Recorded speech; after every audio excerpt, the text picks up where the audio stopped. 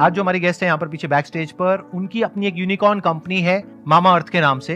Please give an energetic and warm welcome to the one and only Ghazal अलग।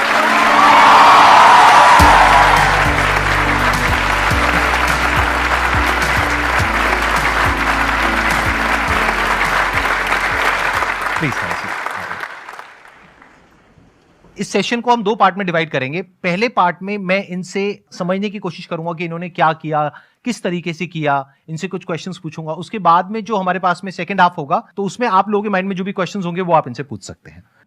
आप थोड़ा सा बताएंगे अपनी जर्नी के बारे में कि आपने कैसे शुरू किया। मामा अर्थ एक्चुअली शुरू हुआ था जब मैंने अपने फर्स्ट बेबी को जन्म दिया था। दिस इज 2014 एंड उस टाइम पे मैं न्यूयॉर्क, एक्चुअली उससे पहले न्यूयॉर्क रह के आई थी। मैं वहाँ पे आर्ट एजुकेशन ले रही थी और उस समय वहाँ पे एक पूरी मूवमेंट चल रही थी जहाँ ये बहुत बड़े एक ब्रांड के प्रोडक्ट्स जो हैं शेल्फ से उठाए जा रहे थे, बिकॉज बोलने में आया था कि उनमें कैंसर कॉजिंग इंग्रेडिएंट्स होते हैं। तो आई थिंक वहाँ से एज ए न्यू मदर बहुत ज़्यादा डिस्कम्फर्ट शुरू हुआ कि यार इंडिया के बच्चे या मेरा बच्चा ये डिज़र्व नहीं करता है। तो पहले शुरू किया बाहर से प्रोडक्ट्स मंगाना, बट वो बहुत एक्सपेंसिव था। मैं मिडिल क्लास फैमिली से आती हूँ, हम तो मतलब वो महीने का खर्चा लाइन बाय लाइन ऐसे होना चाहिए, 80% जो है सेविंग होनी चाहिए, 20% में खर्चा चलाना है, उस वो माइंडसेट से आए थे। तो वहाँ पे वो बाहर से प्रोडक्ट्स मंगाना जो है बैठ नहीं रहा था। तो वहाँ पे पहले तो बहुत क्रिप किया, मतलब जैसे एक वाइफ अपने पति के पास जाके बोलती है कोई कुछ कर क्यों नहीं रहा है, इंडिया में ये प्रॉब्लम है, सॉल्व क्यों नहीं कर रहा है। और वहाँ से शुरुआत हुई थी मामा अर्थ की। दिसंबर 2016 में हमने ब्रांड लॉन्च किया था 6 बेबी केयर प्रोडक्ट्स के साथ। और उस टाइम हमारा विजन था कि ये ब्रांड सिर्फ बेबीज़ के लिए है, उतना ही रहेगा। कैटेगरी भी छोटी थी, बट हमें उस टाइम लगता था 100 करोड़ का ब्रांड बना लिया, मतलब we would have killed it, right. ये तो बहुत अच्छा कर लेंगे हम, उससे ज़्यादा तो एस्पिरेशन क्या हो सकती है। बट जैसे जैसे, क्योंकि हम कंज्यूमर्स की बात सुन रहे थे, उन्होंने ही हमें बोला कि सिर्फ बेबी क्यों, मम्मियों को भी तो चाहिए ये वाले प्रोडक्ट्स। बेबीज़ जो है मदर्स के इतने क्लोज रहते हैं। तो वहाँ से मदर्स के लिए प्रोडक्ट बनाने शुरू किए। फिर फादर्स डे पे कैंपेन उठाया किसी ने कि ये मामा अर्थ क्यों है, ये पापा अर्थ क्यों नहीं है। पापा उन्हें क्या खराब किया है भाई, पापा भी उतना ही प्यार करते हैं बच्चों से। तो फिर उस तरीके से जो है हमारी कंपनी एक बेबी केयर कंपनी से एक ब्यूटी पर्सनल केयर कंपनी बनी। और अब हमारे पास 300 प्रोडक्ट्स हैं across baby category, skin, body, hair, face, exhaustive list. और बड़ी रिसेंटली हमने जो है कलर केयर में भी एंट्री ली है। एंड सबसे इम्पॉर्टेंट बात, जब हमने स्टार्ट किया था हम एशिया के only made safe certified brand थे। तो हमने सिर्फ इस चीज़ पे नहीं रिलाई किया कि हम कह रहे हैं अच्छे तो आप विश्वास कीजिए।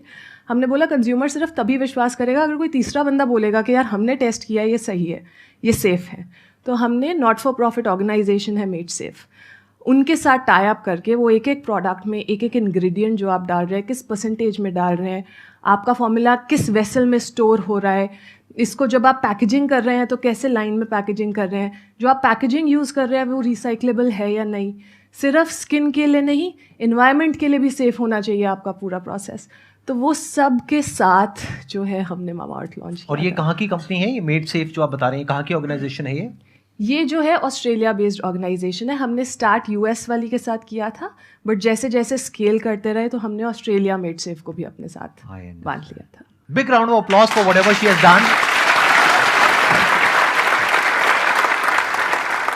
एट प्रेजेंट कितने एम्प्लॉइज आपकी पूरी ऑर्गेनाइजेशन में काम कर रहे हैं on a full time basis? हमारे ऑफिस में कुछ 450 लोग काम करते हैं, और अगर मैं ऑफलाइन टीम भी मिला लूँ, warehouse team, offline team, तो वो 1500 से 2000 और लोग होंगे।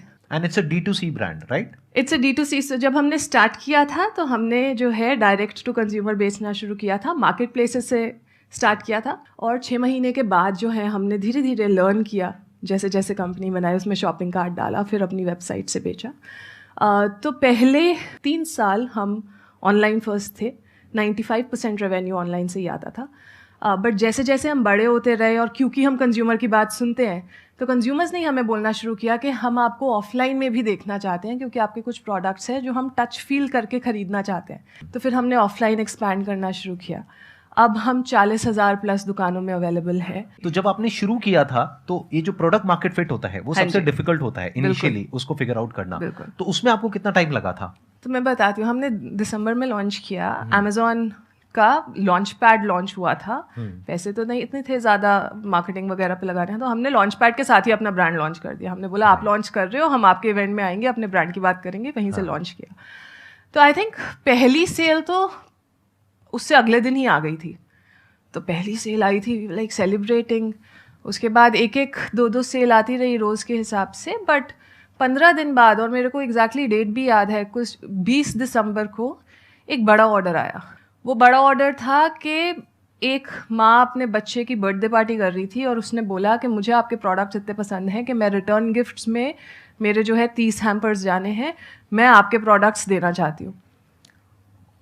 और उस टाइम मतलब मैं घबरा गई थी कि ये ऑर्डर कैसे फुलफिल करेंगे हम, ये तो इतना बड़ा ऑर्डर है। इतना स्टॉक नहीं होता यूजुअली जब हम शुरू करते हैं। बिल्कुल नहीं होता, राइट। काफी हाथ पैर ठंडे पड़ गए थे, पर जब डिलीवर कर दिया ना ऑर्डर, उसके बाद लगा कि यार now we are in business, अब ये शुरुआत हो चुकी है, अब इसके आगे स्केल ही करना है। फिर हमने प्रोसेसेस सेट करने शुरू किए। मैंने अपना पहला एम्प्लॉय जनवरी में हायर किया था, वो आज तक हमारे साथ